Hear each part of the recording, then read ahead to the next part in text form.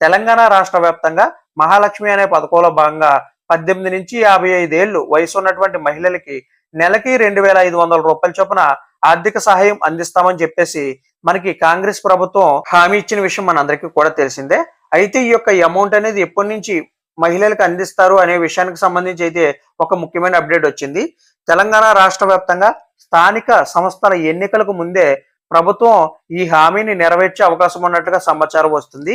మహాలక్ష్మి పథకంలో భాగంగా 18 నుంచి 55 ఏళ్ల మహిళలకి నెలకి 2,500 రూపాయల చొప్పున ఆర్థిక సహాయాన్ని అందించే దిశగా ప్రభుత్వం ఏర్పాట్లు చేస్తున్నట్టుగా తెలుస్తుంది.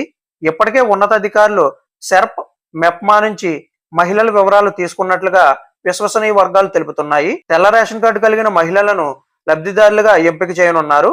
అయితే ఈ యొక్క పథకంలో భాగంగా ప్రతి నెల కూడా 2,500 రూపాయల చొప్పున మహిళలకి ప్రభుత్వం అందించబోతుంది.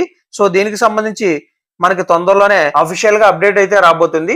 సో వచ్చిన వెంటనే మీకు అప్డేట్ అనేది అయితే అందిస్తాను. కాబట్టి మన ఛానల్ ని సబ్స్క్రైబ్ చేసుకుని డైలీ ఫాలో అవుతుండండి. Thanks for watching. Have a nice day.